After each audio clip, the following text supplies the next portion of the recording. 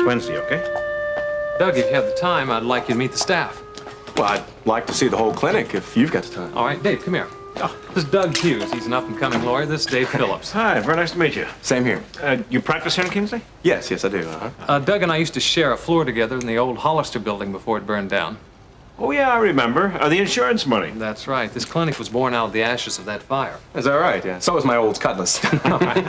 And this here is Lucille, Doug Hughes, Lucille Figgins. Hi. Listen, I'm going to give Doug a quick tour of the place. Can you spare me for about 10 minutes or so? Sure. No problem. Don't go in exam room 2, though, okay? All right, come on this way. Oh. Nice guy, huh? Yeah, seemed to be. That's your next patient, and room 2's ready. Thank you. Right this way. Okay. Miss Simpson, I called Babs at her office, so she knows about the appointment, and I'm certain she'll be here in a minute or two. And as we said before, she works downtown as a legal secretary for Harold Webster. Well, it's getting close to rush hour, I understand. If you like, you can take me to see Eric and show me his room. Sure, all right, that'll be just fine. Here she is. Oh, I'm late. I'm sorry. Am I too late? Oh. I guess not, huh?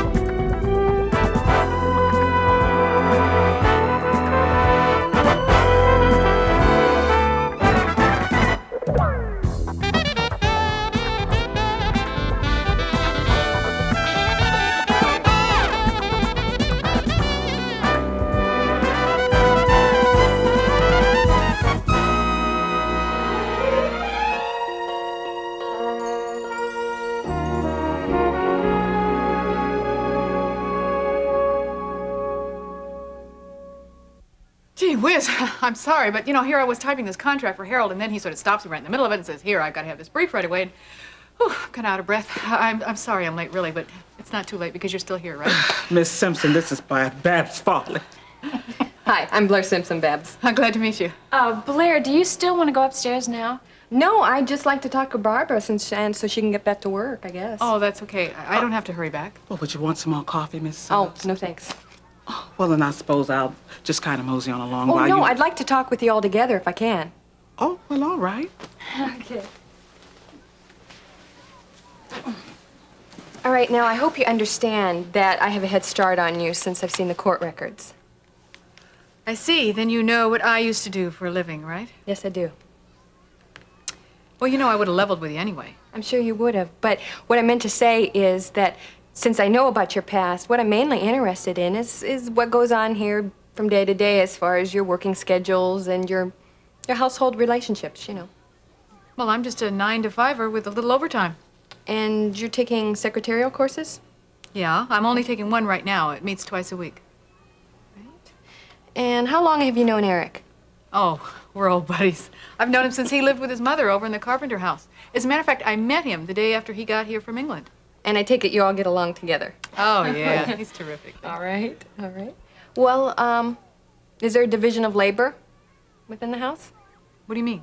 Well, I mean, as far as do you share in cooking, cleaning, the upkeep? Oh, yeah. Well, I can't fudge on that too much, seeing as how I own a city here. You help out quite a bit, sweetheart. Yeah, I take out the garbage. And you help a lot with the supper, too. Yeah, if I'm here, I do. And on Saturdays, everybody pitches in with laundry and all that stuff. Well, what about monetary help? Well, there's no fixed rent or anything, thank heavens. But, you know, I pitch in for food and other stuff, too. Now, do you attend the same church as I own? Well, not regularly. Well, she sleeps in a lot on Sunday, but I hope this question will make you listen to me. Rise and shine. Well, that's all right. Well, thank you. Thanks for taking the time off work. Is that all? I mean, don't you want to ask me anything else? No, that's it. Now I'd like to see Eric now, if I could. Oh, sure, yes, be fine. Well, thanks again, and thank you too, Mrs. Redland. Oh, you're more than welcome. Okay, Blair, we'll just head right on upstairs. See you later. Do you think I did okay? I think you were a big hit. Oh, come on. Oh, you were just fine. And don't worry about being late because I was late myself. You were? Why? Yes, I went to see Nancy. Oh, how is she? She's doing about as well as can be expected. I tell you what disturbed me, though, was seeing that Dan Myers who came to talk to her. Dan Myers, the Dan Myers? Charles Carpenter's lawyer. That's slimy, underhanded. What did he want? Well, he wanted to talk to her and alone. I wasn't allowed to sit in on the conversation. Oh, boy. I hope that doesn't mean what I think it means. You and me both. Well, I gotta go upstairs and change and head on back for the clinic. Oh, yeah, I gotta get back to the office, too. Well, I'll tell Miriam that we're leaving, okay? Okay. You just go ahead. I hope everything goes okay upstairs. Oh, yeah, I know it will. Okay. See you later. All righty, bye. Bye-bye. Well, this room's identical to the others, except for the emergency equipment. Well, this is fantastic, Ben. Well, I'll tell you, I'm really surprised to see you, Doug. You're the last person in the world I expected to see here. Why? I mean, would you think I fell off the edge of the world after Hollister Mall or something? No, but after that fire, we did go in different directions. Yeah, true. But you know, I think it was a calamity we both needed, you know, to force us to think big. And Ben, this clinic, I should have come by when I first read about it. Yeah. Well, what you're seeing is the result of a lot of hard work and a lot of prayers. So, listen, tell me about this masterful bit of surgery you did. The accident? Yeah. I was surprised when I read that in the Times. But I was happy. You know, I told my wife, I was telling her, yeah, I was so glad to see something decent and uplifting in the paper for a change, you know, instead of all the usual carnage. Yeah, well, it may... It was great, Ben. Come on. I mean, I thought you'd be glad that your work got recognized. It was fantastic. It really was. I wish it were that simple, Doug. Isn't it? No, as a matter of fact, it's not. To tell you the truth, I may be needing your help. Well, I'm surprised. This duplex is bigger than it looks on the outside. Yes, it is. In fact, we each have privacy whenever we need it. Well, why don't we sit down? I'd like to hear more about your school, Eric. I wish you could see my school in England. Oh, so do I. Well, many of Eric's books and his clothes are still back in London, as are Paul's, but they're being sent. When? They'll be here soon, sweetheart, soon. Well, why don't you tell me about your friends? Have you made many friends here? Mean like I own? Well, yes, I own. Why don't you just tell me what you like and you don't like about Chesterfield? There are these two boys at school 9 that hate me. They hate you. Yeah, they keep bumping me in the hall. They won't let me in the classroom until after the bell rang. Well, are these boys older than you? I think so. They're bigger. I don't want to go back there. I'd rather go to Clinton. Would you rather go to Clinton even if your mother couldn't go with you? I don't know. She hadn't brought me here to visit. My father wouldn't have been in that plane accident. Paul's plane crashed when he was on his way to Kingsley to take Eric back to England. I shouldn't have come back to Kingsley. I wish you'd never thought of it. Eric, I understand how you feel. But accidents like these aren't anybody's fault, not yours or your mother's. And I think you're pretty smart. And I think you're smart enough to make a decision without letting feelings like that influence you. So I'm going to ask you a question, and I want you to answer me honestly. You think you can do that? Yes. Okay. The question is, if you had a choice between living here with your mother or living in your grandfather's home with him, which would you prefer? I think I'd rather live at Grandpa's house. But only if Mom could be there, too. Oh, Eric. Now, I'm not going to stay but a minute. I just wanted to see how you were. Oh, I'm just fine, Mama. Just pray that this baby's born soon. Oh, honey, you already are, aren't you? Oh, now that's the understatement of the year. So what have you been up to? Oh, well, I just stayed home this morning from the clinic just so I could be there when the social worker got there. And before that, I stopped by the hospital to see Nancy. Well, is she all right? Well, just a little frustrated. Happened to communicate by writing, you know, but other than that, she's doing fine. Oh, good. Well, how'd your meeting go with the social worker?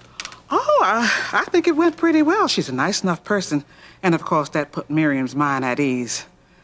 But before I left, she hadn't interviewed Eric yet, but I think she's the kind of person that will evaluate the situation kind of carefully. At least I hope so. Oh, me too. I tell you what. Yes. Why don't you stay and have a quick lunch with us? Jean will be home any minute. Well, now, I can't stay for lunch, but I will stay to say hello if he'll hurry up. Well, now, Jean didn't get home till late last night after the wedding. Wedding? Oh, Kate Phillips and Lee Carruthers. Now, that was a sudden thing. Mm-hmm. You know, something isn't right there, Mama. There's something going on behind the scenes. Well, what do you mean? Well, as you said, it was sudden. I mean, even though they managed to do it upright, even without the usual time to plan. Well, were there many people at the wedding? No. Jean said it was a nice, intimate affair. Oh, well, tell me, was Kate happy? Now, that's just it. Jean said Kate was radiant until the reception. Well, what happened? Well, something happened, that's for sure. Jean and Stacy seemed to feel it had something to do with one of Lee's campaign workers, an Andre or somebody. Well, anyway, Lee and Kate left after the wedding and didn't even show up for the reception. You mean they didn't even greet their guests? No, they just disappeared. And Lee's campaign manager tried to make excuses for it all, but Jean says it's just a cover-up. A cover-up? For what, Carla? Now, that's what Jean wants to know.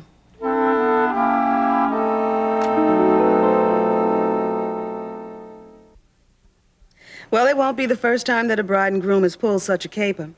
But Stacy told Jean that her mother would never leave without telling someone where she was going, unless there was something very wrong. You know something, I just cannot understand Lee Carruthers acting like that while he's running for a seat in the Congress. Well, you finally decided to come home. I was beginning to wonder. Yes, Ma.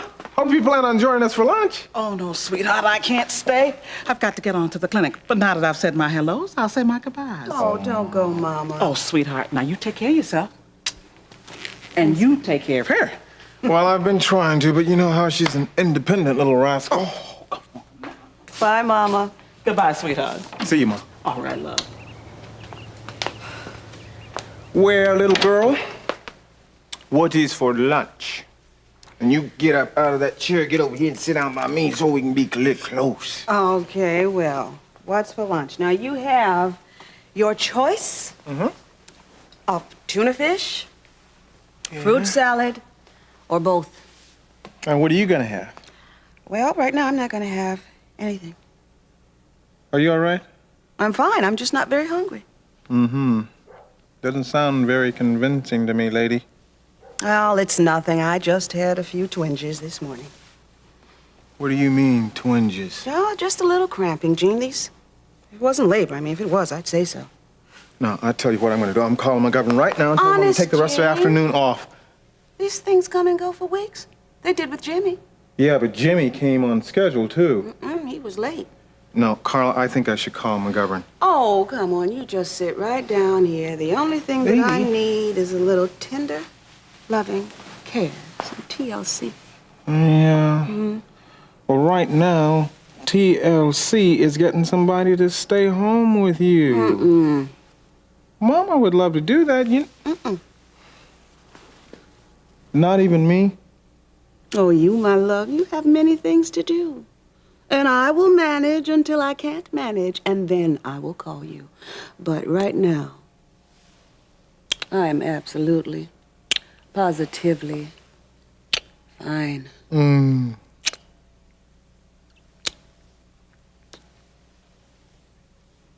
Yes? Hello, I'm Blair Simpson. I'm from the Human Resources Department. Oh, yes, I've been expecting you. Please come in. I'm Margaret Lucas, Mr. Carpenter's housekeeper. Oh, glad to meet you. Won't you go in? I'll be happy to answer any questions you might have. Would you care for some tea? No, thank you. Oh, please sit down. It'll only take a minute. The kettle's boiled. Oh, I'd love to, really, but I have another stop to make right after this. And I'd like to make the best use of our time together. But I would like to talk with you and Mr. Carpenter together, if I may. Oh, I'm sorry. Mr. Carpenter isn't here. He's away on urgent business. Otherwise, I assure you, he would be here. Well, he did know about our appointment, didn't he? Oh, yes. It's just that it was unavoidable. But I'll be happy to cooperate with you any way I can. Oh, well, will Mr. Carpenter be home tomorrow? Oh, well, it's difficult to say. He isn't away that often. But I must tell you that he loves his grandson very much and would be with him as much as possible. As a matter of fact, he does most of his business right here from home. I see. And I understand you live here also? Oh, yes, I will function as the housekeeper and governess as far as Eric is concerned. I am a licensed governess, and I've also reared children of my own. Well, Mrs. Lucas, And wouldn't if that I may say that Mr. Carpenter is more than capable of taking care of a young boy's needs, and he's very generous with his support. But, of course, he loves his grandson very much. Well, that's important. And Mr. Carpenter is concerned that Eric not lose any of his birthright. He wants to make sure that he doesn't lack any of the advantages that belong to his parents and his grandparents. Well, would he be deprived of those advantages if he didn't live with his grandfather? Oh, no, I didn't mean that. It's just that the influence that a guardian can have is just as important as the material welfare. And Mr. Carpenter simply adores his grandson. I've never known such devotion. Well, it seems like you're certainly devoted to both of them. Well, I still have to interview Mr. Carpenter, though, for my report. oh, yes, of course, I understand. Would you like to show me the rest of the house? Oh, yes, of course, we do most of our living downstairs, but I have a beautiful kitchen. Would you like to see it?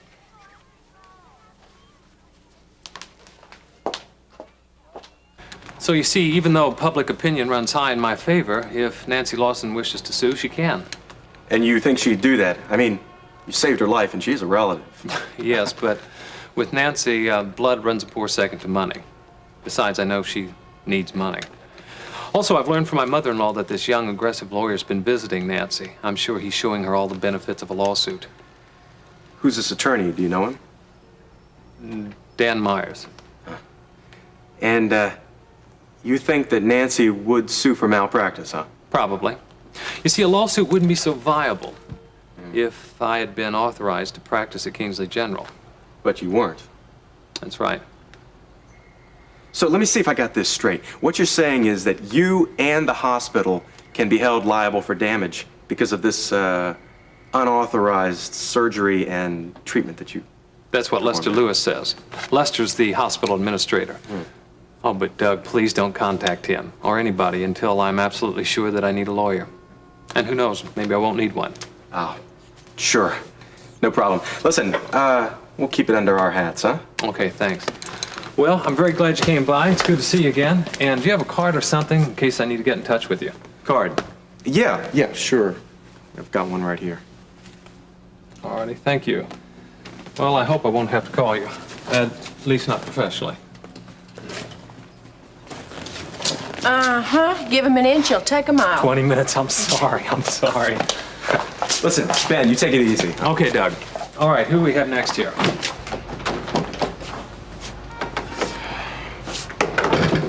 Dan Myers, I hope you realize what this return favor just cost me. That is a lovely kitchen, Mrs. Lucas. Yes, and I use it to the full advantage. I'm a firm believer in well-balanced meals. Well, shall we go upstairs? Oh, well, the upstairs isn't half as impressive as downstairs. It's only bedrooms. Well, you don't have to apologize for them, I'm sure. Well, it's just that I haven't had an opportunity to clean upstairs as much as I would like to, what with Mr. Carpenter going out of town on business. Would you rather to view the house when Mr. Carpenter returns? Oh, no, I don't mind really a little dust. Oh, well, I just assumed that you didn't go up there, but you see... Is something wrong? Oh, well, no, it's just No, that is I there would a particular reason you don't want me to go upstairs? Oh, no. I'm just being silly. Come this way, please.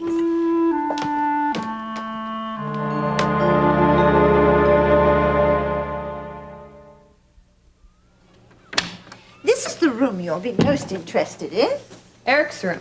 Yes, and you can see we've left all the furnishings just the way they were. As a matter of fact, I think there are still a few things of Eric's in his chest of drawers. Yes, there is. And this is obviously the video equipment that I've heard so much about. Oh, yes, and Eric is an absolute wizard at using it. You know, he's a very bright boy, and this has proven to be the perfect outlet for him. Mrs. Lucas, where exactly is Mr. Carpenter? I told you he's away on business. Yes, but where is he? If I knew, I would tell you. Mr. Carpenter's business interests are very extensive, and it involves a lot of stops along the way. Well, doesn't he call you? Wouldn't he want you to know where he was in case something happened? Oh, yes, of course he would. But I don't like to press Mr. Carpenter for particulars. Well, I must tell you, I find that strange. Now, Mr. Carpenter's disappearance has caused a great deal of attention and even some suspicion.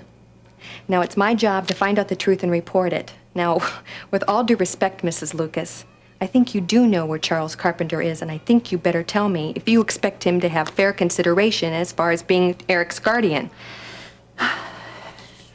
There's no point in me discussing this with you further. If you have any more questions, please address yourself to Mr. Carpenter when he returns. I have returned, Mrs. Lucas, Oh, Mr. Carpenter. and I would be very glad to entertain any questions the young lady might wish to ask me.